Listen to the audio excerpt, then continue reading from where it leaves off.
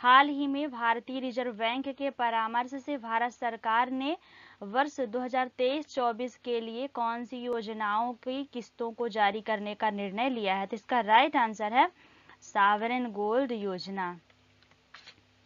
Detail देख लेते हैं। तो जो सॉवरेन गोल्ड योजना है, इसको संक्षिप्त में बोलते हैं एसजीवी योजना। इसकी शुरुआत हुई थी नवंबर 2015 में और ये सरकार द्वारा स्वर्ण मुद्रीकरण योजना के तहत शुरू की गई थी। इसका उद्देश्य क्या है? तो इसका उद्देश्य है भौतिक सोने की मांग को कम करना और घरेलू बचत का एक हिस्सा वित्तीय बचत के रूप में स्थानांतरित करना था, ताकि उसे सोने की खरीद के लिए इस्तेमाल किया जा सके। अगला क्वेश्चन है, हाल ही में सिपरी के अनुसार दुनिया में सर्वाधिक परमाणु हथियार वाला देश कौन सा है? तो इसका राइट आंसर है रूस है। डिटेल देख लेते हैं। तो परमाणु बमों से दुनिया में सिर्फ 2 बार हमला किया गया है। पहला हमला हिरोशिमा जापान में किया गया था और दूसरा हमला जो है तो नागासाकी में किया गया था। ये दोनों स्थान जो है जापान में ही स्थित हैं और 1945 में इन दोनों में हमला किया गया था। और किसने किया था? तो अमेरिका ने किया था। द्वितीय विश्व युद्ध के दौरान 1945 में जापान के 2 अलग अलग शहरों पर इसका इस्तेमाल किया गया था और 2 अलग शहर कौन है? तो यही हिरोशिमा और नागासाकी हैं। परमाणु हथियारों की लिस्ट में सबसे पहला नाम रूस का आता है। रूस यूक्रेन युद्ध के बाद भी रूस के परमाणु हथियारों की संख्या में कमी नहीं आई है, ऐसा सिपरी के अनुसार अनुमान लगाया जा रहा है, रिपोर्ट दी गई है। रूस के पास इस समय करीब 4,489 परमाणु हथियार हैं। बीते 1 साल में रूस ने 12 नए हथियार बढ़ाए हैं। जो सिपरी संगठन है, इसकी स्थापना हुई थी 1966 में और इसका मुख्यालय स्वीडन में है। अगला है, फोर्ब्स की ग्लोबल 2000 सूची के अनुसार रिलायंस इंडस्ट्रीज लिमिटेड किस स्थान पर है? तो इसका राइट आंसर है 45वें स्थान पर है। डिटेल देख लेते हैं। तो फोर्ब्स की नवीनतम ग्लोबल 2000 सूची में अरबपति मुकेश अंबानी की रिलायंस इंडस्ट्रीज लिमिटेड को सर्वोच्च रैंकिंग वाली भारतीय कंपनी के रूप में स्थान दिया गया है, जो इस साल 53वें स्थान से 45वें स्थान पर पहुंच गई है। 2022 में 53वें स्थान पर थी। रिलायंस इंडस्ट्रियल इंफ्रास्ट्रक्चर लिमिटेड, इसको संक्षिप्त में बोलते हैं RIL। इसकी स्थापना 1958 में हुई थी और किसके द्वारा की गई थी? तो धीरूभाई अंबानी के द्वारा की गई थी। इसका मुख्यालय मुंबई में है, मुंबई महाराष्ट्र में स्थित है और मुंबई जो है तो भारत की औद्योगिक राजधानी भी है और वर्तमान में इसके CMD कौन है? तो मुकेश अंबानी जी हैं। अगला क्वेश्चन है, हाल ही में CNG से संचालित देश की पहली टॉय ट्रेन किस राज्य में शुरू हुई है? तो इसका राइट आंसर है राजस्थान में शुरू की गई है। उदयपुर शहर का ऑक्सीजन हब कहे जाने वाले गुलाब बाग में अब महाराणा प्रताप टॉय ट्रेन का संचालन शुरू कर दिया गया है। यह देश की पहली CNG निर्मित ट्रेन है। राजस्थान की बात करें तो राजस्थान की राजधानी है जयपुर, मुख्यमंत्री हैं अशोक गहलोत और जो राज्यपाल हैं उनका नाम है कलराज मिश्रा। अगला क्वेश्चन देख लेते हैं। तो हाल ही में किसे गवर्नर ऑफ द ईयर 2023 का पुरस्कार मिला है? तो इसका राइट आंसर है शक्तिकांत दास को मिला है। जो उर्जित पटेल हैं, ये शक्तिकांत दास से पहले यानी 2015 में गवर्नर रहे हैं RBI के और उनसे पहले रघुराम राजन रहे हैं। डिटेल देख लेते हैं। तो जो RBI के गवर्नर हैं, उन्होंने जून 2023 में कब मिला है उन्हें? तो जून 2023 में लंदन में आयोजित एक कार्यक्रम में यह पुरस्कार मिला है। यह पुरस्कार क्यों दिया गया है? तो दिया गया है कोविड-19 के चुनौतीपूर्ण समय में उनके स्थिर नेतृत्व के लिए दिया गया है।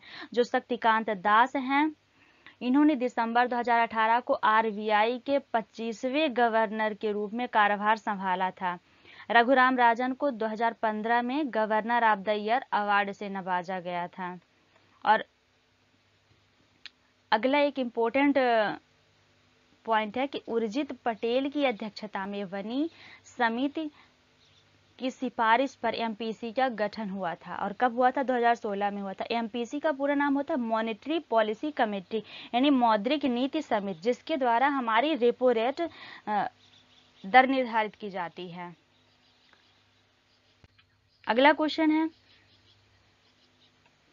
हाल ही में किस राज्य के पद्म पुरस्कार विजेताओं को 10,000 रुपए मासिक पेंशन देने की घोषणा की गई है? तो इसका राइट आंसर है हरियाणा। हरियाणा के मुख्यमंत्री मनोहर लाल खट्टर ने 12 जून 2023 को राज्य के पद्म भूषण विजेताओं को 10,000 रुपए मासिक पेंशन की घोषणा की है। मासिक पेंशन के अलावा हरियाणा के पद्म श्री, पद्म भूषण और पद्म विभूषण विजेताओं को राज्य सरकार की बोल्वो, ये गलत हो गया यहाँ, बोल्वो है, बिल्वो नहीं, बोल्वो बस सेवा में मुफ्त यात्रा सुविधा देने की घोषणा की है। इस तरीके से होगा बोल्वो।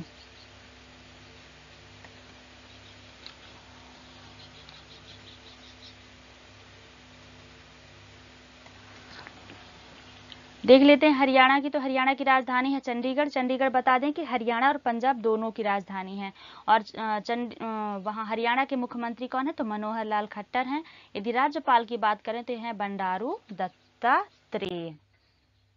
अगला क्वेश्चन है, प्रिंटर कंपनी इप्सन इंडिया की नई ब्रांड एम्बेसडर कौन बनी है? तो इसका राइट आंसर है रश्मिका मंधाना बनी है।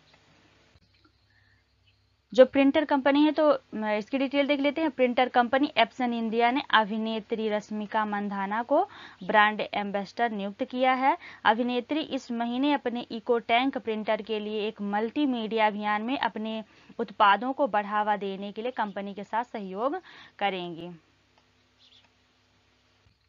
अगला क्वेश्चन है, केंद्र सरकार ने किस कानून के तहत पिछले 2 साल में 150 से अधिक भारतीय विरोधी वेबसाइट यूट्यूब चैनलों पर प्रतिबंध लगाया है?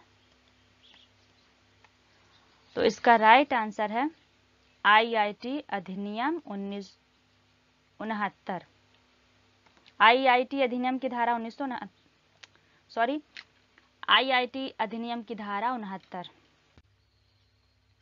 अगला क्वेश्चन है, सूचना और प्रसारण मंत्रालय ने यह समय समय पर 25 फरवरी 2021 को बनाए गए नए आईटी नियमों के तहत गलत सूचना फैलाने और देश की संप्रभुता को खतरे में डालने के लिए यूट्यूब चैनलों को प्लेटफॉर्म से हटाने का आदेश जारी किया है। ये उसकी डिटेल है। इन नियमों का उद्देश्य क्या होता है? तो डिजिटल मीडिया को विनियमित करना और जिम्मेदारी से सामग्री का प्रसार सुनिश्चित करना तय किया गया। यूट्यूब के जो नए सीईओ हैं वो कौन है? तो इनका नाम है नील मोहन और ये भारतीय मूल के हैं। अगला क्वेश्चन है, 8 जून 2023 को प्रधानमंत्री नरेंद्र मोदी ने किस देश में कांग्रेस की संयुक्त बैठक को 2 बार संबोधित करने वाले पहले भारतीय प्रधानमंत्री बनेंगे? तो इसका राइट आंसर है अमेरिका। एक इंपॉर्टेंट पॉइंट ये भी है कि अमेरिका की संसद को कांग्रेस कहा जाता है, ना कि हमारे देश की कांग्रेस पार्टी को। अमेरिका में संसद को कांग्रेस बोला जाता है। अगला इंपॉर्टेंट पॉइंट है कि पहली बार प्रधानमंत्री श्री नरेंद्र मोदी जी ने 8 जून 2016 को संबोधित किए थे और ये दूसरी बार है। इससे पहले जो है तो इजराइल के पीएम नेतन्याहू अमेरिकी संसद को 3 बार संबोधित कर चुके हैं। यानी अमेरिकी संसद को कांग्रेस कहा जाता है। यूएसए संयुक्त राज्य अमेरिका, इसको अंग्रेजी में बोलते हैं यूनाइटेड स्टेट ऑफ अमेरिका। तो इसकी राजधानी है वाशिंगटन डीसी। इसके जो राष्ट्रपति हैं वो हैं बाइडेन। यहाँ विडेन हो गया है, गलत है, बाइडेन आप लोग लिख लीजिएगा। और इसकी मुद्रा है यूएस डॉलर और इसके उपराष्ट्रपति हैं कमला हैरिस। आगे डिटेल। अगला क्वेश्चन है, हाल ही में किस राज्य सरकार ने ई स्कूटी योजना को मंजूरी दी है? तो इसका राइट आंसर है मध्य प्रदेश सरकार ने दी है। किसके लिए? तो उन विद्यार्थियों को मिलेगा जो शासकीय उच्चतर माध्यमिक विद्यालयों में टॉप करेंगे। जिन इलाकों में स्कूटी की सुविधा उपलब्ध नहीं होगी वहां एमपी की शिवराज सरकार स्कूटी उपलब्ध कराएगी। मध्य प्रदेश की कुछ डिटेल देख लेते हैं। तो मध्य प्रदेश को भारत का हृदय प्रदेश भी कहा जाता है, भारत का हृदय प्रदेश कहा जाता है। और मध्य प्रदेश को सोया प्रदेश भी कहा जाता है क्योंकि यहाँ सोयाबीन की खेती ज्यादा होती है। और मध्य प्रदेश में पठारों की बात करें तो मालवा का पठार है जो कि कपास की खेती के लिए फेमस है। वहाँ की जो मृदा है वो काली मृदा है। और मध्य प्रदेश को टाइगर प्रदेश भी कहते हैं। जो मध्य प्रदेश का कुनू टाइगर रिजर्व है, वहां अफ्रीका से अफ्रीकी टाइगर रिजर्व लाए गए थे और उनको पालित किया जा रहा है। अगला क्वेश्चन है, किस राज्य के मुख्यमंत्री ने हाल ही में जेलों का नाम बदलकर सुधार गृह रखा है? तो इसका राइट आंसर है उत्तर प्रदेश। उत्तर प्रदेश के मुख्यमंत्री की बात करें तो उत्तर प्रदेश के मुख्यमंत्री हैं योगी आदित्यनाथ जी हैं। जो राज्यपाल हैं वो आनंदीबेन पटेल हैं। उत्तर प्रदेश की राजधानी है लखनऊ। अगला क्वेश्चन, हाल ही में किस राज्य का निवाड़ी जिला देश का दूसरा हर घर जल जिला बना है? तो इसका राइट आंसर है मध्य प्रदेश का। मध्य प्रदेश का निवाड़ी जिला है। वर्तमान में मध्य प्रदेश में कितने जिले हैं? तो वर्तमान में मध्य प्रदेश में 53 जिले हैं। 53वां जिला कौन सा बना है? तो अभी हाल ही में अप्रैल 2023 में मऊगंज को रीवा से अलग करके बनाया गया है। और मध्य प्रदेश में 10 संभाग हैं। अरब सागर में सबसे लंबे समय तक सक्रिय रहने का रिकॉर्ड किस चक्रवाती तूफान ने बनाया है? तो इसका राइट आंसर है बिपरजॉय। जैसा कि आप सबको पता है कि अभी तक बिपरजॉय का जो खतरा है वो बढ़ता ही जा रहा है। डिटेल देख लेते हैं। तो बिपरजॉय चक्रवात जो है तो 5 जून को आया था और यह जो है तो 15 जून की रात को गुजरात के भुज जिले से टकराया है। अरब सागर में इसकी लाइफ 10 दिनों से ज्यादा की रही है। इससे पहले लंबे समय तक रहने वाली जो चक्रवाती तूफान रहा है वो था क्यार। जो क्यार का समय था वो 9 दिन और 15 घंटे था। और उसके बाद जो लंबे समय का चक्रवात है अरब सागर में आया हुआ है तो ये है बिपरजॉय।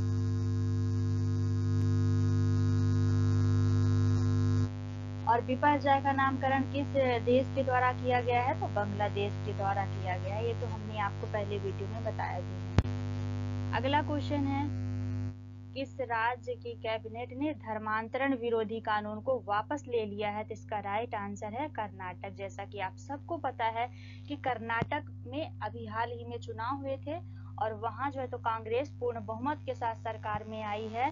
तो जो ये धर्मांतरण विरोधी कानून था ये बीजेपी सरकार ने लाई थी।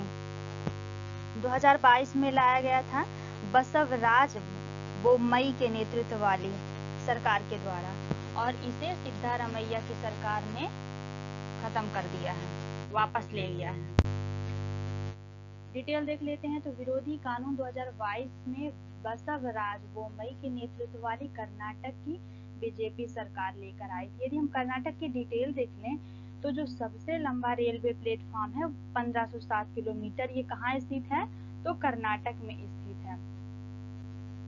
भारत का पहला चंदन संग्रहालय कहाँ स्थित है? ये भी कर्नाटक में है। दुनिया की सबसे बड़ी हेलीकॉप्टर इकाई कर्नाटक राज्य में स्थित है। संतोष ट्रॉफी विजेता कौन रहा है? तो कर्नाटक रहा है 2023 की संतोष ट्रॉफी विजेता। जो संतोष ट्रॉफी है ये फुटबॉल कप से संबंधित है। फसल बीमा योजना के क्रियान्वयन में टॉप पर कर्नाटक राज्य रहा है और राष्ट्रीय शिक्षा नीति NEP इसका पूरा नाम होता है नेशनल एजुकेशन पॉलिसी को लागू करने वाला भारत का पहला राज्य कर्नाटक रहा है। अगला क्वेश्चन है, हाल ही में राष्ट्रीय जल पुरस्कार 2022 से किस राज्य को सम्मानित किया गया है? तो इसका राइट आंसर है मध्य प्रदेश को सम्मानित किया गया है। मध्य प्रदेश के जल संरक्षण प्रबंधन और उसके महत्व के प्रति जन जागरूकता उत्पन्न करने के लिए सर्वश्रेष्ठ राज्य पुरस्कार जीता है। जल शक्ति मंत्रालय के अनुसार चौथे राष्ट्रीय जल पुरस्कार 17 जून को दिए जाएंगे। मध्य प्रदेश को सर्वश्रेष्ठ राज्य चुना गया है। उड़ीसा दूसरे स्थान पर है और आंध्र प्रदेश तथा बिहार तीसरे स्थान पर रहे हैं। अगला क्वेश्चन है, किस राज्य के 5 भवनों को अंतरराष्ट्रीय ग्रीन एप्पल पुरस्कार के लिए चुना गया है? तो इसका राइट आंसर है तेलंगाना। डिटेल देख लेते हैं। तो तेलंगाना की 5 इमारतों और संरचनाओं को सुंदरता के लिए अंतरराष्ट्रीय ग्रीन एप्पल के पुरस्कार के लिए चुना गया है। पहली बार किसी भारतीय को यह सम्मान दिया गया है और ये जो पुरस्कार विजेता हैं उनमें है डॉक्टर VR अम्बेडकर तेलंगाना राज्य सचिवालय इमारत, दूसरी इमारत है दुर्गम चेरुवु केबल ब्रिज और तीसरी इमारत है राज्य पुलिस का एकीकृत कमांड कंट्रोल रूम, चौथी इमारत है पुनर्निर्मित यादाद्री मंदिर और पांचवी इमारत है ऐतिहासिक मुअज्जम जाति बाजार शामिल है। अगला क्वेश्चन है किस राज्य में पुलिस के लिए अरुण पोल ऐप नामक ऐप लॉन्च किया गया है? तो इसका राइट आंसर है अरुणाचल प्रदेश। डिटेल देख लेते हैं। तो जो अरुण पोल ऐप है वो अरुणाचल प्रदेश में पुलिस के लिए अरुण पोल ऐप को लॉन्च किया गया है। साथ ही उन्होंने सिविल सेवा सचिवालय ईटानगर से एक ऐप जागरूकता जनरेशन वाहन को हरी झंडी दिखाकर भी रवाना किया है। राज्य के गृह मंत्री बामांग फेलिक्स ने कहा है कि अरुण पोल ऐप आम लोगों को बिना पुलिस थाने में आए शिकायत दर्ज कराने की सुविधा प्रदान करेगा। यदि हम अरुणाचल प्रदेश की बात करें तो भारत का सबसे पूर्वी जो प्रदेश है वो है अरुणाचल प्रदेश। इधर जो है तो अरुणाचल प्रदेश यानी भारत का सबसे पूर्वी जो प्रदेश है वो है अरुणाचल प्रदेश। यदि उत्तरी की बात करें तो जम्मू कश्मीर था, जम्मू कश्मीर के बाद अभी हिमाचल प्रदेश हो गया है, जम्मू कश्मीर को केंद्र शासित प्रदेश बना दिया गया है। और यदि हम सबसे पश्चिमी की बात करें तो सबसे पश्चिमी राज्य है गुजरात और सबसे यदि हम दक्षिणी की बात करें तो ये है तमिलनाडु।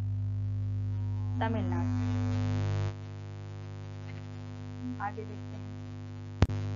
अगला क्वेश्चन है ट्विटर पर 2.5 करोड़ फॉलोवर वाले देश के पहले मुख्यमंत्री कौन बने हैं? तो इसका राइट आंसर है योगी आदित्यनाथ जी बने हैं।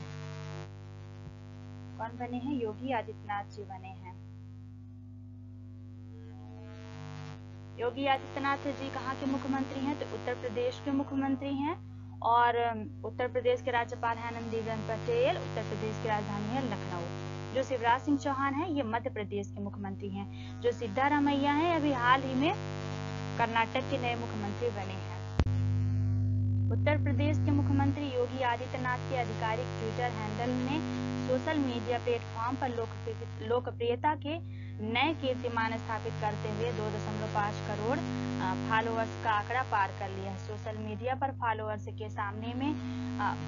के मामले में कई नेताओं और मशहूर हस्तियों को अभी इस मुकाम तक पहुंचना बाकी है। वह ट्विटर पर इस संख्या को पार करने वाले पहले मुख्यमंत्री बने हैं।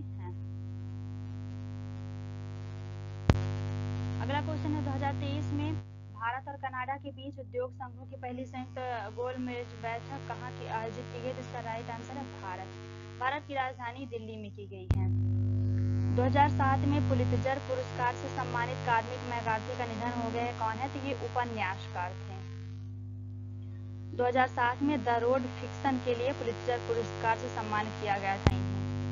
किस भारतीय प्रौद्योगिकी संस्थान ने डीजल से चलने वाला भारत का पहला मिथाइल ईथर ट्रैक्टर इंजन तैयार किया? तो इसका राइट आंसर है IIT कानपुर में।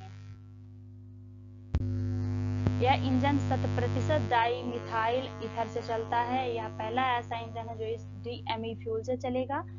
इसको बनाने वाले वैज्ञानिकों का दावा है कि इसकी परफॉर्मेंस डीजल इंजन से भी बेहतर होगी। कूड़े के ढेर से भी यह फ्यूल तैयार किया जा सकेगा। पहला क्वेश्चन है विश्व मरुस्थलीकरण और सूखा निवारण दिवस प्रत्येक वर्ष कब मनाया जाता है? तो इसका राइट आंसर है 17 जून को मनाया जाता है। इसकी थीम क्या है? तो इसकी थीम है हर लैंड हर राइट। डिटेल देख लेते हैं। तो इस वर्ष की थीम रही है कि उसकी भूमि उनके अधिकार, उनकी भूमि और उनके अधिकार, यानी उसकी भूमि उसके अधिकार और उनकी भूमि उनके अधिकार।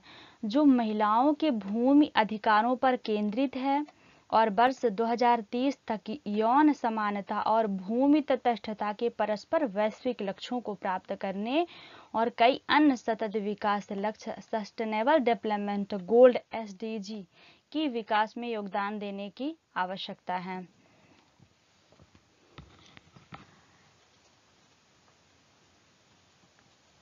पेरिस में UNFCCC conference of the parties COP 2015 में भारत में भी वर्ष 2030 से 21 मिलियन हेक्टेयर बंजर और वनों की चिल्ड्रन भूमि को बहाल करने के लिए बालन वान चैलेंज प्लेस शामिल हुआ है।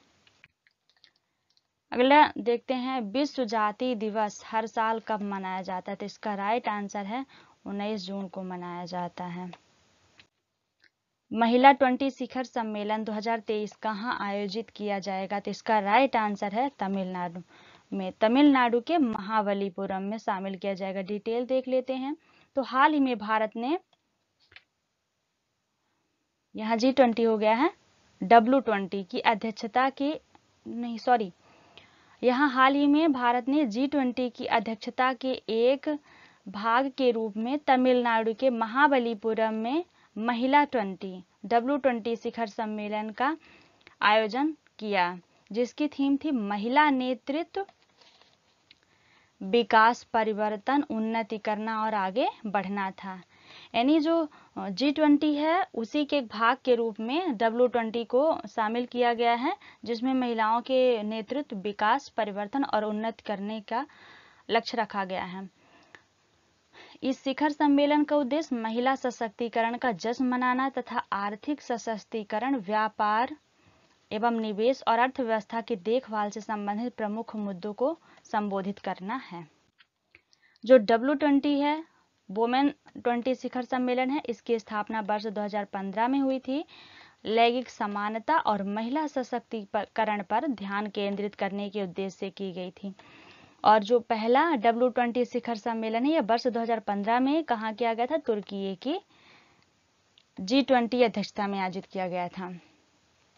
तो जो W20 है यानी वुमेन 20 है, इसकी स्थापना वर्ष 2015 में की गई थी और लैंगिक समानता और महिला सशक्तिकरण को ध्यान में रख के ये आयोजित किया गया है। अगला क्वेश्चन है, जून 2023 में रक्षा मंत्रालय ने किस देश से प्रेडेटर MQ-9 ड्रोन खरीदने की मंजूरी दी है? तो इसका राइट आंसर है अमेरिका। डिटेल देख लेते हैं। तो अल कायदा प्रमुख अल जवाहिरी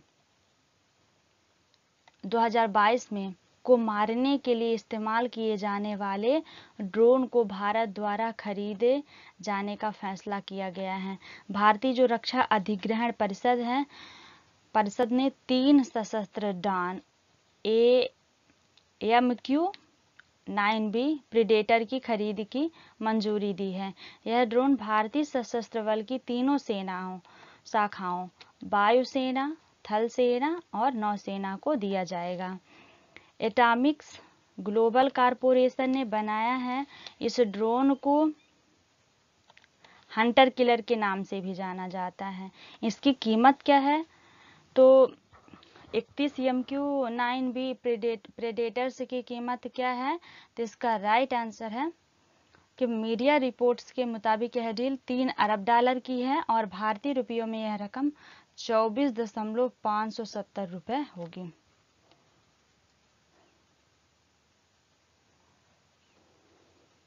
24,570 अरब रुपए होगी ऐसा। आगे की डिटेल देखते हैं। अगला क्वेश्चन है, केंद्र सरकार ने किस राज्य यूटी में स्थित Nehru memorial museum and library society का नाम बदला है? तो इसका राइट आंसर है Delhi. Rajnath Singh Nehru memorial museum and library के वाइस चेयरमैन हैं और प्रधानमंत्री जिसके चेयरमैन हैं। उन्होंने मीडिया से कहा है कि सभी प्रधानमंत्रियों को समर्पित संग्रहालय का विस्तार किया जाएगा। संग्रहालय में पहले से ही कुछ अन्य प्रधानमंत्रियों के साथ पंडित जवाहरलाल नेहरू पर प्रदर्शन है। अगला क्वेश्चन है कि एशिया कप 2023 का आयोजन कहाँ किया जाएगा? तो इसका राइट आंसर है उपयुक्त दोनों, यानी श्रीलंका और पाकिस्तान दोनों में किया जाएगा। जो एशिया कप है तो एशिया कप 2023 हाइब्रिड मॉडल के तहत पाकिस्तान और श्रीलंका में खेला जाएगा। यह फैसला एशियन क्रिकेट काउंसिल ACC ने लिया है। कुल 13 मैच होंगे, जिसमें 4 मैच पाकिस्तान में और 9 मैच श्रीलंका में होंगे। हाइब्रिड मॉडल का मतलब होता है कि मैच एक से ज्यादा देशों में खेले जाएंगे। विवाद क्या था? तो विवाद था कि पाकिस्तान को एशिया कप 2023 की मेजबानी करनी थी, लेकिन BCCI वहां अपनी टीम भेजने को तैयार नहीं थी। इसी वजह से इस टूर्नामेंट को दूसरे देश में कराने की चर्चा थी। हालांकि Pakistan cricket board Asia cup के मेजबानी अधिकार को छोड़ने को तैयार नहीं था। इसके परिणाम स्वरूप टूर्नामेंट का आयोजन हाइब्रिड मॉडल के तहत किया जा रहा है।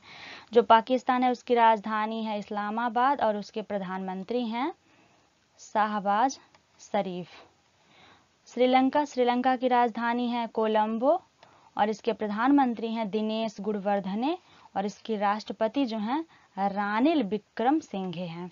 तो श्रीलंका की लोकेशन की बात करें तो श्रीलंका जो है तो भारत के दक्षिण में स्थित है। ये ऐसे भारत का मैप जाता है नीचे में, यहाँ पर ठीक से बनाते नहीं बन रहा है, और यहाँ पर श्रीलंका की लोकेशन स्थित है इस तरीके से, यानी भारत के दक्षिण में है, और जो पाकिस्तान है वो भारत के उत्तर में है। आगे देखते हैं, हाल ही में विश्व स्क्वैश चैंपियनशिप 2023 किसने जीती है? तो इसका राइट आंसर है मिस्र ने जीती है। मिस्र ने विश्व स्क्वैश चैंपियनशिप फिर जीत ली है। मिस्र ने चेन्नई में फाइनल में मलेशिया को 2-1 से हराया है। मलेशिया को रजत पदक मिला है और तीसरा स्थान संयुक्त रूप से मेजबान भारत और जापान को प्रदान किया गया है। 13 जून से शुरू हुई चैंपियनशिप में 8 देशों ने हिस्सा लिया था। जो मिस्र की राजधानी है वो है काहिरा और इसके जो राष्ट्रपति हैं तो राष्ट्रपति हैं अब्देल फतेह अल सीसी। अगला क्वेश्चन है, संयुक्त राष्ट्र महासभा UNGA ने जून 2023 में शहीद हुए शांति सैनिकों के लिए स्मारक दीवार स्थापित करने के प्रस्ताव को अपनाया है। प्रस्ताव किस देश में पेश किया था? तो इसका राइट आंसर है भारत। आगे की डिटेल देख लेते हैं। तो संयुक्त राष्ट्र में भारत के अस्थायी प्रतिनिधि राजदूत रुचिरा कंबोज ने USA महासभा हाल ही में memorial wall for fallen United Nations peace keepers शीर्षक से मसौदा प्रस्ताव पेश किया था। स्मारक की दीवार शांति स्थापना के लिए संयुक्त राष्ट्र की प्रतिबद्धता का प्रतीक होगी और शहीद हुए शांति सैनिकों द्वारा किए गए बलिदानों की याद के रूप में काम करेगी। जो UNGA है इसका पूरा नाम होता है यूनाइटेड नेशन जनरल असेंबली और इसकी स्थापना कब हुई थी? तो 1945 में हुई थी। इसका जो मुख्यालय है वो मुख्यालय है न्यूयॉर्क में। न्यूयॉर्क कहाँ स्थित है? तो अमेरिका में है और जो न्यूयॉर्क है वो अमेरिका का सबसे महंगा शहर है और जो UNGA के सदस्य देश हैं तो उनकी संख्या 193 है। अगला क्वेश्चन देख लेते हैं। तो विश्व बैंक ने दक्षिण एशिया में अपनी पहली सड़क सुरक्षा परियोजना की शुरुआत किस शहर में की है? तो इसका राइट आंसर है ढाका में की है। डिटेल देख लेते हैं। तो विश्व बैंक ने बांग्लादेश सरकार के साथ ढाका में 358 मिलियन अमेरिकी डॉलर के वित्त पोषण समझौते के साथ एशिया में अपनी पहली समर्पित सड़क परियोजना शुरू की है।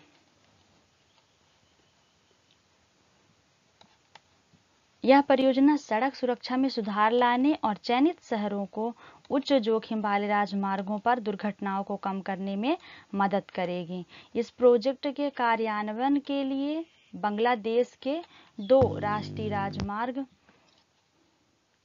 गाजीपुर एलेंगा N4 और नटौर नवाबगंज N6 को चुना गया है। एक इम्पोर्टेंट पॉइंट है कि जो अजय वंगा हैं ये वर्ल्ड बैंक के वर्तमान अध्यक्ष हैं और जो कि भारतीय मूल के हैं, यानी मूल रूप से वो भारत के निवासी थे। अगला क्वेश्चन है, किस राज्य में कृष्ण महोत्सव राजा का आयोजन किया गया है? तो इसका राइट आंसर है उड़ीसा। उड़ीसा। आगे की डिटेल देख लेते हैं। तो राजा या राजा परवा या मिथुन संकर आज भारत के उड़ीसा में मनाया जाने वाला नारित्र का 3 दिवसीय त्योहार है। इस अवसर पर लोग पारंपरिक व्यंजनों को पकाकर पान का स्वाद लेते हुए हर्ष उल्लास से मनाते हैं। त्योहार के पहले दिन को पाहली राजा कहा जाता है, जो त्योहार की शुरुआत का प्रतीक है, जिसमें लोग त्योहारों के लिए सभी प्रकार की तैयारी करते हैं। अगला क्वेश्चन है कि ब्रिटेन ने जैन मैरियट को किस देश में पहली महिला दूत के रूप में नियुक्त किया? तो इसका राइट आंसर है पाकिस्तान। यूनाइटेड किंगडम ने वरिष्ठ राजनयिक जैन मैरियट को पाकिस्तान में अगले ब्रिटिश उच्चायुक्त के रूप में नियुक्त करने की घोषणा की है, जिसमें वह इस्लामाबाद में पहली महिला ब्रिटिश दूत बन गई हैं। इस नियुक्ति से पहले 47 वर्षीय जैन मैरियट है, यहाँ गलत है, यहाँ पे गलत लिखा हुआ है, जैन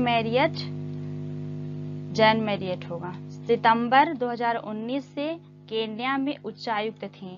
वह डॉक्टर क्रिश्चियन टर्नर की जगह लेंगी, जिन्होंने दिसंबर 2019 से दूत के रूप में सेवा देने के बाद जनवरी में पाकिस्तान छोड़ दिया था।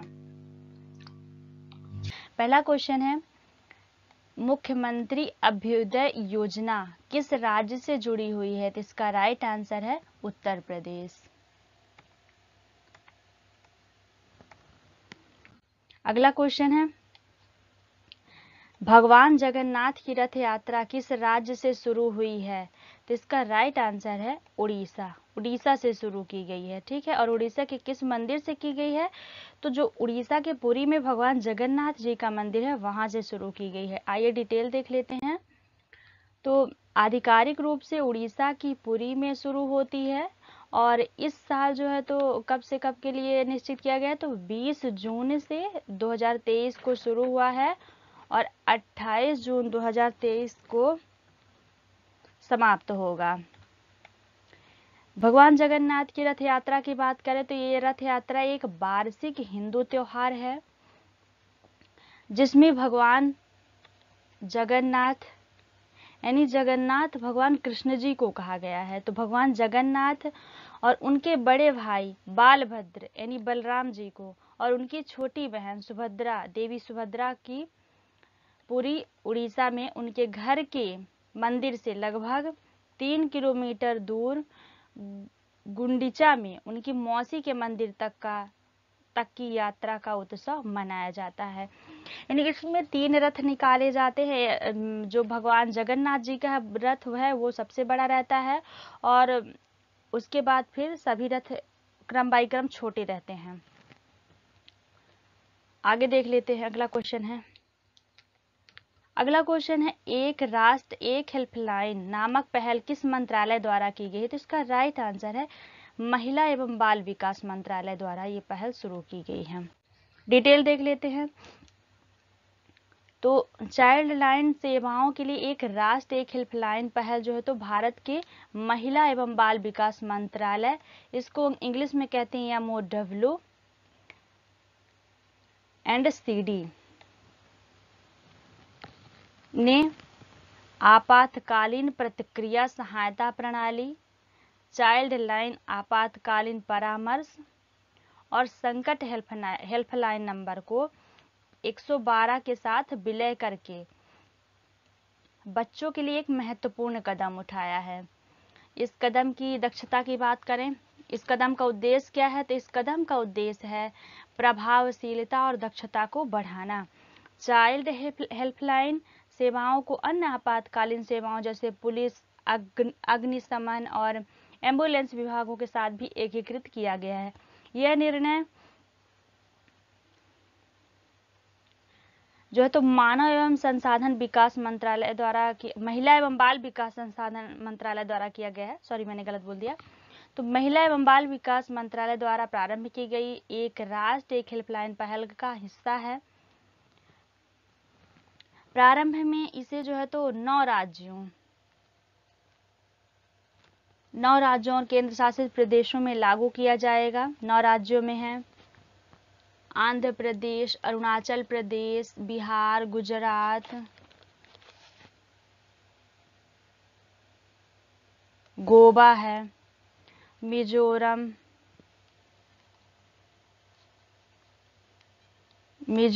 लद्दाख, पुदुचेरी और दादरा एवं नागर हवेली तथा दमन और दीव शामिल है। अन्य क्षेत्रों की बात करें तो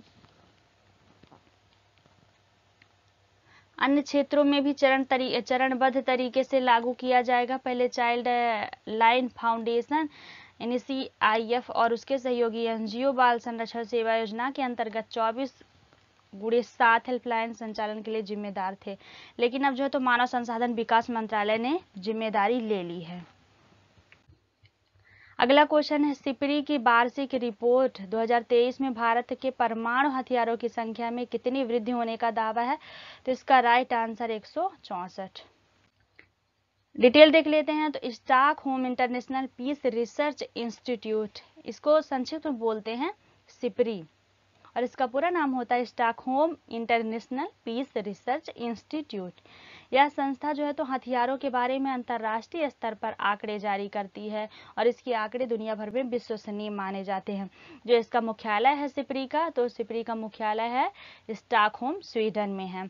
भारत में परमाणु हथियार कितने हैं? तो 2023 में 164, 2022 की बात करें तो इसमें 160 और 2021 में 156। हालांकि भारत ने कोई परमाणु हथियार तैनात नहीं किया है। परमाणु हथियारों को लेकर नो फर्स्ट यूज पॉलिसी है, इसका मतलब हम उन्हें पहले इस्तेमाल नहीं करेंगे। अगला क्वेश्चन है, हाल ही में किस राज्य यूपी में पहली पंचायत रैंकिंग जारी की गई है? सॉरी, यहाँ मिस्टेक है, यूपी नहीं यूटी है ये, यानी किस राज्य और किस केंद्र शासित प्रदेश में यूटी, यानी किस राज्य और किस केंद्र शासित प्रदेश में पहली पंचायत रैंकिंग जारी की गई है? तो इसका राइट आंसर है जम्मू कश्मीर में। इसकी डिटेल देख लेते हैं। तो जम्मू कश्मीर में महत्वाकांक्षी पंचायत विकास के तहत पंचायतों की रैंकिंग जारी की गई है।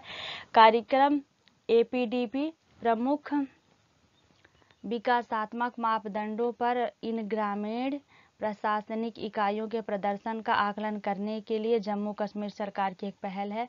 जो जम्मू कश्मीर के उपराज्यपाल हैं वो है मनोज सिन्हा। पहला कार्बन न्यूट्रल गांव पल्ली है और पहला इग्लू कैफे जो है तो गुलमर्ग है। अगला क्वेश्चन है, किस भारतीय जोड़ी ने पहली बार इंडोनेशिया ओपन 2023 सुपर 1000 का खिताब जीता है? तो इसका राइट आंसर है सात्विक साईराज रैंकी रेड्डी और चिराग रेड्डी, यानी इन दोनों लोगों की जोड़ी ने जीता है। डिटेल देख लेते हैं। तो यह इवेंट जो है तो 18 जून 2023 को इंडोनेशिया की राजधानी जकार्ता में हुई है और Indonesia open 2023 first the world tournament में इस भारतीय जोड़ी ने शानदार प्रदर्शन किया है। यह पहली बार है जब भारतीयों ने इंडोनेशिया ओपन सुपर 1000 का खिताब जीता है। यह भारतीय जोड़ी विश्व बैडमिंटन रैंकिंग में 6ठे स्थान पर है। अगला क्वेश्चन है, विश्व शरणार्थी दिवस कब मनाया जाता है? वर्ल्ड रिफ्यूजी डे, तो इसका राइट आंसर है 20 जून को मनाया जाता है। अगला क्वेश्चन है, किस देश में सहमति से संबंध की उम्र 13 से बढ़ाकर 16 साल की गई है? तो इसका राइट आंसर है जापान। डिटेल देख लेते हैं। तो जापान के सेक्स क्राइम लॉ में बड़ा बदलाव किया गया है। यहाँ रेप की जो डिफिनीशन है चेंज करने और सहमति की उम्र बढ़ाने के लिए नया कानून पारित किया गया है। नया कानून के मुताबिक बिना सहमति के शारीरिक संबंध बनाने को रेप माना जाएगा। अब तक यहाँ सिर्फ जबरदस्ती संबंध बनाने को ही रेप के दायरे में रखा जाता था। इसके अलावा कानूनी तौर पर सहमति की उम्र को भी अब 13 साल से बढ़ाकर 16 साल कर दिया गया है। जापान की बात करें तो जापान की राजधानी है टोक्यो और जो करेंसी है वो है येन और इसके जो प्रधानमंत्री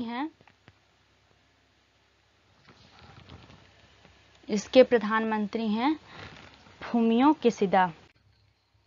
अगला क्वेश्चन, हाल ही में इंटरकॉन्टिनेंटल कप फुटबॉल टूर्नामेंट किसने जीता है? तो इसका राइट आंसर है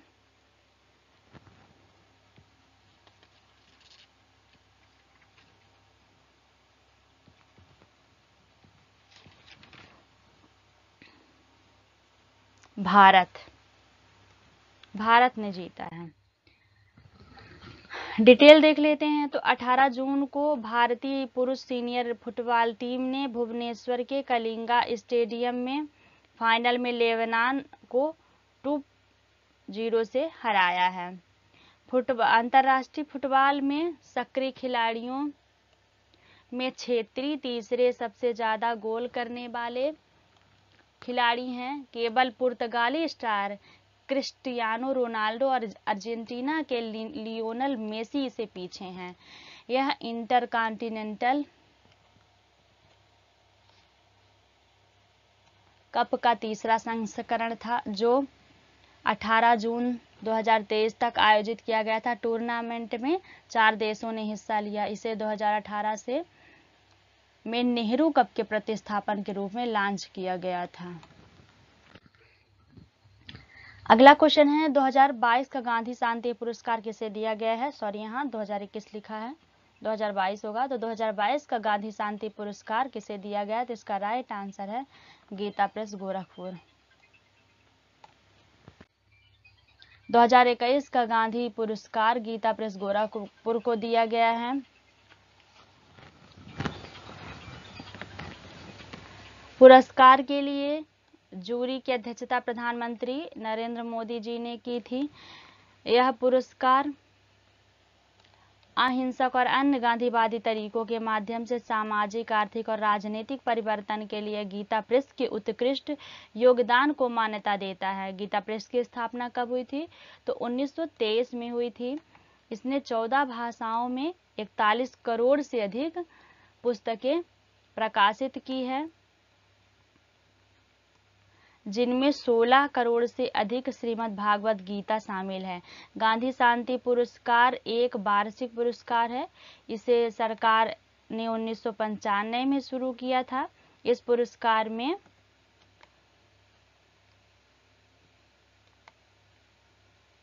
₹1 करोड़ और एक प्रशस्ति पत्र और एक पट्टिका दी गई है।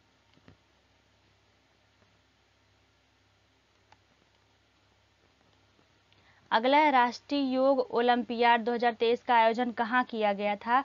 तो इसका राइट आंसर है मध्य प्रदेश में। आइए डिटेल देख लेते हैं। 9वें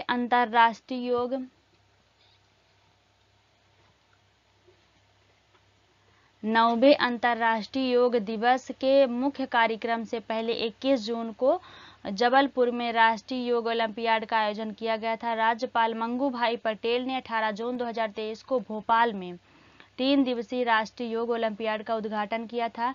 यह पहली बार है जब राष्ट्रीय राजधानी दिल्ली के बाहर आयोजित किया जा रहा है। राष्ट्रीय ओलंपियाड 2016 में राष्ट्रीय शैक्षिक संस्थान अनुसंधान और प्रशिक्षण परिषद NCERT द्वारा किया गया था। अंतर्राष्ट्रीय योग दिवस जो है तो हर साल कब मनाया जाता है? तो 21 जून को मनाया जाता है।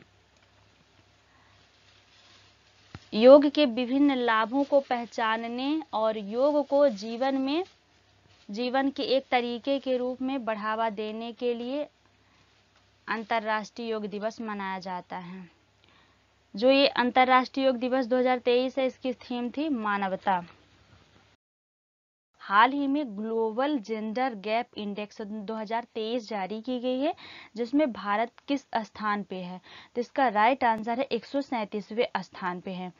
2022 में जो है तो ये 135वें स्थान में रहा है, और जो 2023 की रैंकिंग जारी की गई इसमें यह 127वें स्थान पे है, यानी इसकी प्रगति में थोड़ा सुधार हुआ है। और 146 कुल 146 देश इस मतलब इंडेक्स में शामिल हैं। डिटेल देख लेते हैं। तो हाल ही में विश्व आर्थिक मंच द्वारा, यानी जो ग्लोबल जेंडर गैप रिपोर्ट है, ये किसके द्वारा जारी की जाती है? तो विश्व आर्थिक मंच के द्वारा जारी की जाती है। और ये इस साल का कौन सा संस्करण है? तो इसका 17वां संस्करण है ग्लोबल जेंडर गैप रिपोर्ट का। और जिसमें कितने देश शामिल किए गए हैं? तो 146 देश शामिल किए गए हैं। इसमें क्या किया जाता है? तो लैंगिक समानता की स्थिति का मूल्यांकन किया गया है। भारत ने महत्वपूर्ण प्रगति की है। रिपोर्ट के 2023 संस्करण में भारत 146 देशों में 135वें, 2022 में से 127वें स्थान पर पहुंच गया। यानी जो भारत है वो जो 2022 में इसकी रैंकिंग थी तो 135 रही है, और जो 2023 में इसकी स्थिति है तो 127वें स्थान पर पहुंच गया है।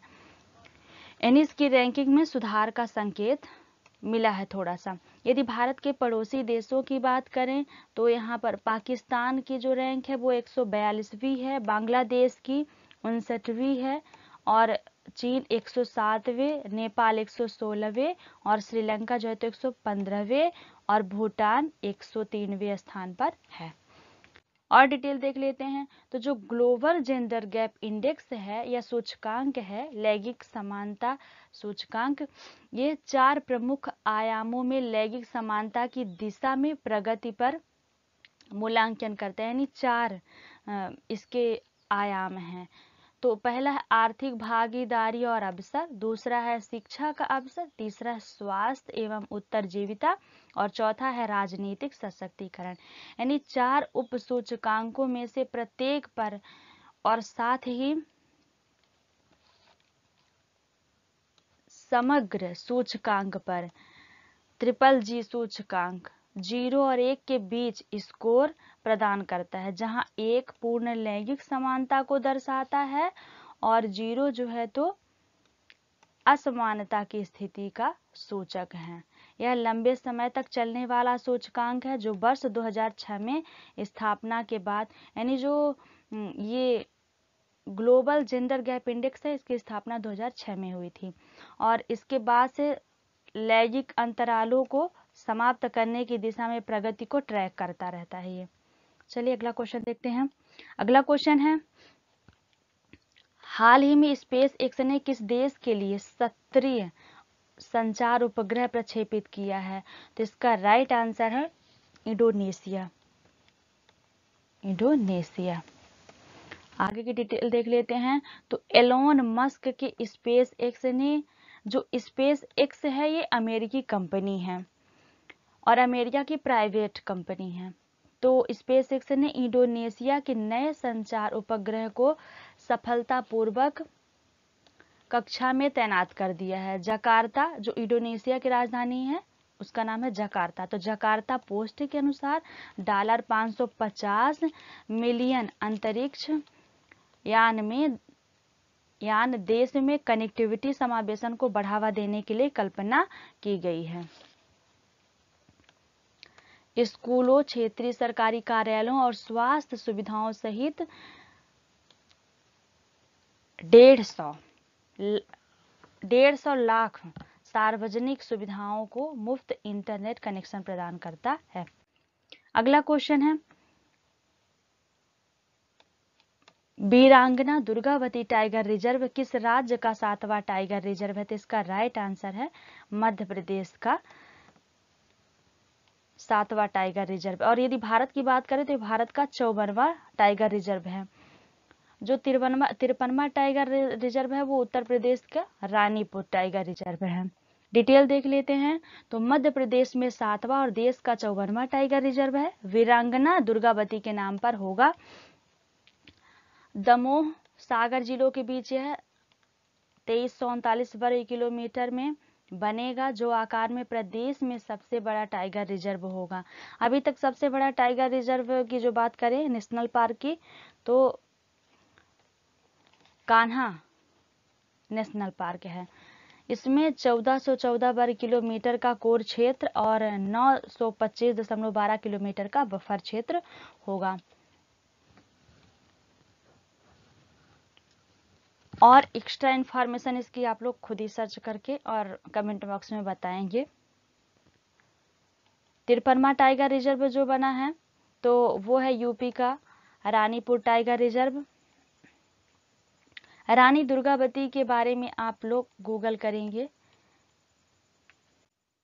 अगला क्वेश्चन है, एशियाई तलवारबाजी चैंपियनशिप में भारत के लिए पहली बार पदक जीतने वाली खिलाड़ी बनी है, तो इनका राइट नाम है भवानी देवी। ये है भवानी देवी, जो कि क्या बोलते हैं, तलवारबाजी चैंपियनशिप में भारत के लिए पहली बार पदक जीतने वाली खिलाड़ी बनी है। अगला क्वेश्चन है, हाल ही में रिसर्च एंड एनालिसिस विंग रा के प्रमुख कौन बने हैं, तो इसका राइट आंसर है रवि सिन्हा, यानी रवि सिन्हा बने हैं। यदि तपन कुमार डेका की बात करें तो ये इंटेलिजेंस ब्यूरो के चीफ हैं, और जो सामंत कुमार गोयल हैं ये रा के ही प्रमुख थे, लेकिन अभी हाल ही में ये जो है तो इनका कार्यकाल समाप्त हो गया है और इनके जगह में रवि सिन्हा प्रमुख बनेंगे। प्रवीण सूद सीबीआई के महानिदेशक हैं। आगे देख लेते हैं। तो 19 जून को वरिष्ठ आईपीएस अधिकारी रवि सिन्हा को भारत की बाहरी खुफिया एजेंसी का नया प्रमुख नियुक्त किया गया है। सिन्हा जो है तो सामंत कुमार गोयल का स्थान लेंगे, जो 30 जून 2023 को अपना कार्यकाल पूरा करेंगे। यदि रा की बात करें तो रा का पूरा नाम होता है रिसर्च एंड एनालिसिस विंग। ये भारत की खुफिया एजेंसी है और इसका मुख्यालय नई दिल्ली में है, और इनकी जो स्थापना हुई थी तो स्थापना 1968 में हुई थी। अगला क्वेश्चन, हाल ही में किस राज्य ने गृह ज्योति योजना शुरू की है, तो इसका राइट आंसर है कर्नाटक ने शुरू करी है।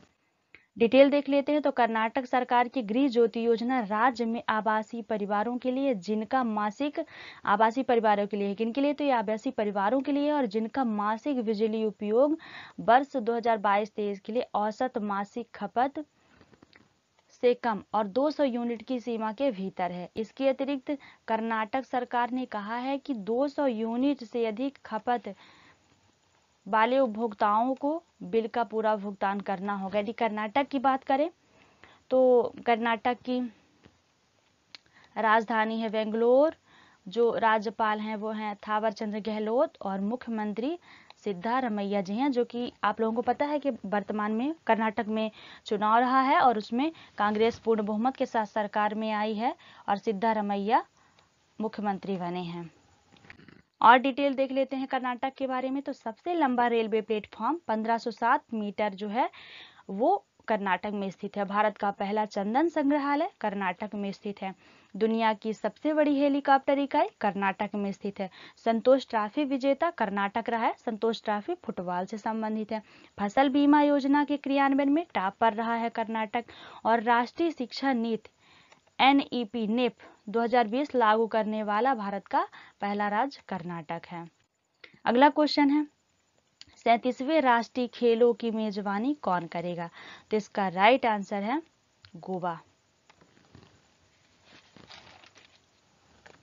डिटेल देख लेते हैं। तो गोवा के मुख्यमंत्री डॉक्टर प्रमोद सावंत ने आगामी 37वें राष्ट्रीय खेलों के शुभंकर का अनावरण किया है। इसका शुभंकर क्या है, तो मोगा है। यदि राष्ट्रीय खेलों के बारे में बात करें तो राष्ट्रीय खेलों का आयोजन भारतीय और एशियाई खेलों के आयोजन वाले वर्ष को छोड़कर राष्ट्रीय खेलों का आयोजन हर 2 साल में किया जाएगा। जो PT उषा जी हैं वो भारतीय ओलंपिक संघ की अध्यक्ष हैं और भारतीय ओलंपिक संघ का मुख्यालय नई दिल्ली में स्थित है। अगला क्वेश्चन देखते हैं।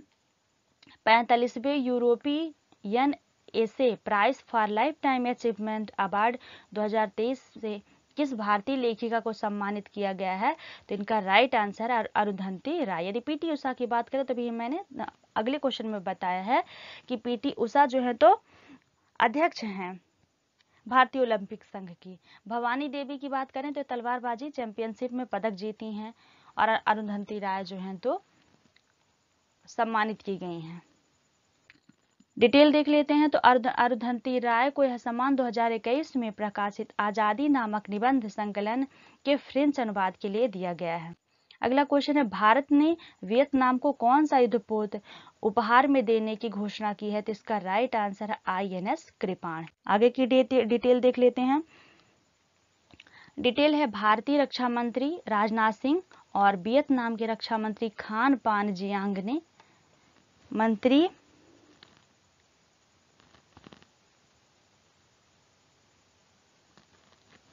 यहाँ खान पान नहीं फान बान गियांग है।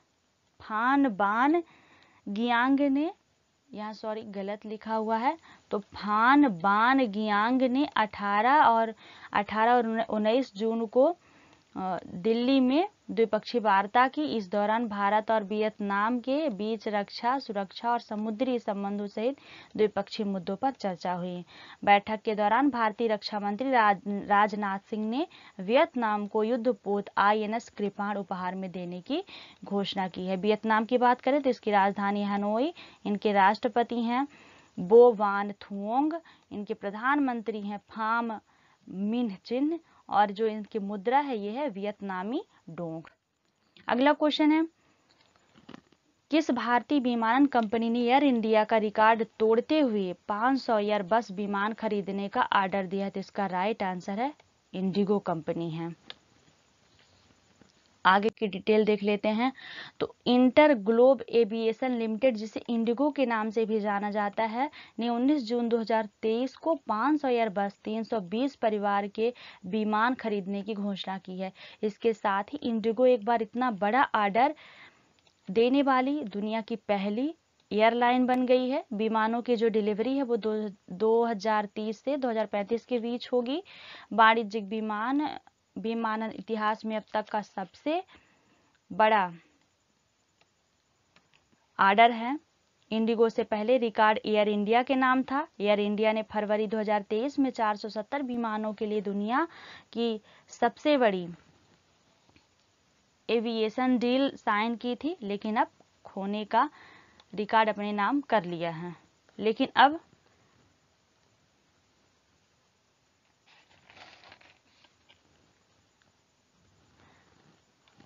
अब यह रिकॉर्ड जो है तो इंडिगो अपने नाम कर लिया है। यहाँ खोने नहीं होगा, गलत है। यहाँ इंडिगो ने यह रिकॉर्ड अपने नाम कर लिया है। इंडिगो की स्थापना कब हुई थी? तो 2006 में हुई थी और इसका मुख्यालय गुरुग्राम हरियाणा में। अगला क्वेश्चन देख लेते हैं तो G20 को G21 में बदलने के लिए प्रधानमंत्री नरेंद्र मोदी ने किस एसोसिएशन को सदस्य बनाने का प्रस्ताव रखा था? तो इसका राइट आंसर अफ्रीकी संघ। डिटेल देख लेते हैं तो प्रधानमंत्री मोदी ने जून 2023 में G20 के नेताओं को पत्र लिखकर अफ्रीकी संघ को सदस्य के तौर पर शामिल करने का प्रस्ताव दिया था। अगर G20 सदस्य देश इस पर राजी हो जाते हैं तो G20 G21 भी बन सकता है। इससे पहले जनवरी 2023 में voice of the global south summit के बाद भी इस मामले पर चर्चा हुई थी। जो भारत है, हमारा भारत G20 का अध्यक्ष है और G20 समिट भारत में ही होनी है आगे। और वर्तमान में अफ्रीकी महाद्वीप से केवल एक देश दक्षिण अफ्रीकी G20 का सदस्य है। तो किस देश की सीनेट ने भारत के लिए NATO +5 रक्षा दर्जे का प्रस्ताव रखा है? तो इसका राइट आंसर है अमेरिका। डिटेल देख लेते हैं तो अमेरिका सीनेट के सह अध्यक्षों ने हाल ही में घोषणा की है कि उनकी योजना भारत को NATO +5 रक्षा दर्जा देने वाला कानून पेश करने की है। यह संयोगपूर्ण है कि भारत के प्रधानमंत्री इन दिनों वाशिंगटन यात्रा पर हैं। इस व्यवस्था में वर्तमान में अमेरिका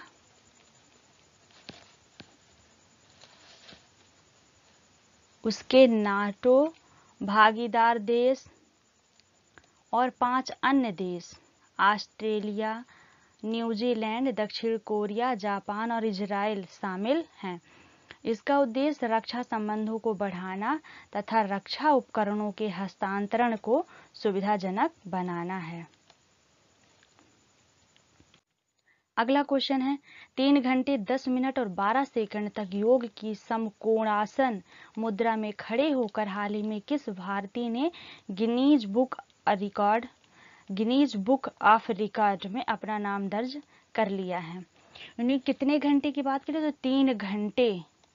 3 घंटे और 10 मिनट और 12 सेकंड। तो ये कौन है? इनका नाम है स्मिता कुमारी नाम है। जो भवानी देवी हैं ये तलवारबाजी चैंपियनशिप जीती हैं और जो पीटी उषा हैं वो भारतीय ओलंपिक संघ की अध्यक्ष हैं। और स्मिता कुमारी जी अभी हाल ही में योग दिवस के दिन 3 घंटे 10 मिनट और 12 सेकंड तक योग की समकोणासन मुद्रा में खड़े होकर गिनीज बुक ऑफ रिकॉर्ड में अपना नाम दर्ज कर लिया है। डिटेल देख लेते हैं। तो बिहार की स्मिता कुमारी ने, यानी ये कहाँ की हैं? तो बिहार की हैं और 3 घंटे 10 मिनट और 12 सेकंड तक योग की समकोणासन मुद्रा में खड़े होकर गिनीज बुक ऑफ रिकॉर्ड में अपना नाम दर्ज कर लिया। बिहार की राजधानी है पटना और मुख्यमंत्री है नीतीश कुमार जो कि समाजवादी पार्टी से संबंधित है। अगला क्वेश्चन है हाल ही में राज्य स्तर पर योग सत्र के लिए सबसे अधिक लोगों के एकत्र होने का गिनीज वर्ल्ड रिकॉर्ड कहाँ बना है? तो इसका राइट आंसर है सूरत में बना है। अभी हाल ही में 21 तारीख को अंतर्राष्ट्रीय योग दिवस बनाया गया है और उसी में लोगों के एकत्र होने का जो रिकॉर्ड है वो गिनीज वर्ल्ड रिकॉर्ड सूरत ने बनाया है। अगला क्वेश्चन हाल ही में किसे पनामा में भारत का पहला राजदूत नियुक्त किया गया है? तो इसका राइट आंसर है सुमित सेठ को नियुक्त किया गया है। जो नुसरत चौधरी हैं इन्हें जो है तो अमेरिका में संघीय जज के रूप में नियुक्त किया गया है। पहली मुस्लिम महिला हैं जिन्हें कि अमेरिका में संघीय जज के रूप में नियुक्त किया गया। जो बाइडेन हैं तो जोसेफ बाइडेन अमेरिका के राष्ट्रपति हैं। शी जिनपिंग जी चीन के राष्ट्रपति जी हैं। अगला क्वेश्चन है अमेरिकी इतिहास में पहली मुस्लिम महिला संघीय जज कौन बनी है? तो अभी हाल ही मैंने बताया है नुसरत चौधरी। तो राइट आंसर है नुसरत चौधरी। स्मिता कुमारी आपने देखा, ये स्मिता कुमारी जो है तो 3 घंटे 10 मिनट और 12 सेकंड तक समकोणासन में खड़े रही हैं और इसमें इनका गिनीज वर्ल्ड बुक में नाम दर्ज हो गया है। पीटी उषा और भवानी देवी तलवारबाजी चैंपियनशिप और पीटी उषा जो है तो भारतीय ओलंपिक संघ के अध्यक्ष। अमेरिका की सीनेट ने 15 जून 2023 को फेडरल जज के रूप में पहली मुस्लिम महिला नुसरत जहां चौधरी के नामांकन को मंजूरी दे दी है। कब दी है? 15 जून को दी है। अगला क्वेश्चन है चौथे राष्ट्रीय जल पुरस्कार 2022 में सर्वश्रेष्ठ जिले का पुरस्कार किसने जीता है? तो इसका राइट आंसर है गंजम जिला जो है तो वो उड़ीसा में है। और जो इंदौर है तो इंदौर मध्य प्रदेश का या कहें भारत का सबसे स्वच्छ शहर जो है तो इंदौर, सबसे स्वच्छ जिला जो है तो इंदौर है। पुरी अभी हाल ही में चर्चे में रहा है, पुरी उड़ीसा में स्थित है और वहां से भगवान जगन्नाथ की रथ यात्रा निकाली गई है। अगला डिटेल देख लेते हैं। तो जल शक्ति मंत्रालय द्वारा घोषित पुरस्कारों का उद्देश्य पानी के महत्व के बारे में जागरूकता पैदा करना है और सर्वोत्तम जल उपयोग प्रथाओं को अपनाने के लिए प्रेरित करना है। जो सर्वश्रेष्ठ राज्य पुरस्कार है वो मध्य प्रदेश को मिला है, इसको मैंने पहले के वीडियो में बताया है।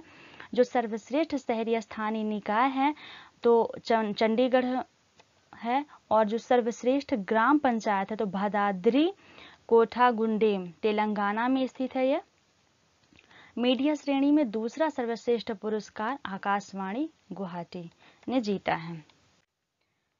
अगला क्वेश्चन है हाल ही में समलैंगिक विवाह को, यहाँ टाइपिंग मिस्टेक है, वैध है। तो हाल ही में समलैंगिक विवाह को वैध बनाने वाला पहला देश कौन बना है? पहला बाल्टिक देश, बाल्टिक देश कौन बना है? तो इसका राइट आंसर है एस्टोनिया बना है। जो बाल्टिक देश हैं, तो बाल्टिक देश में ये तीनों शामिल हैं, एस्टोनिया, लाटविया और लिथुआनिया, ये तीनों जो है तो बाल्टिक देश हैं।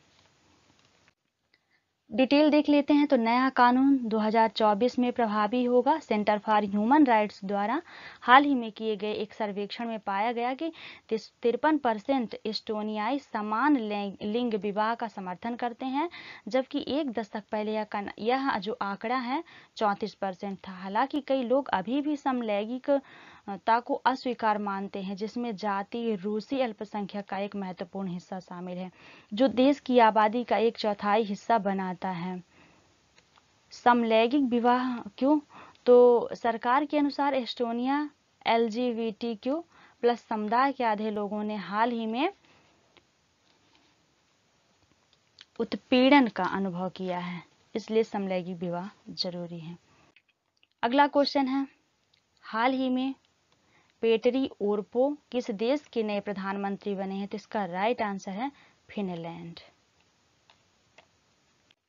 डिटेल देख लेते हैं। तो फिनलैंड में कंजर्वेटिव पार्टी के नेता पेटेरी ओरपो को संसद ने, यहाँ नए नहीं होगा, टाइपिंग मिस्टेक, संसद ने देश का प्रथम प्रधानमंत्री चुना है।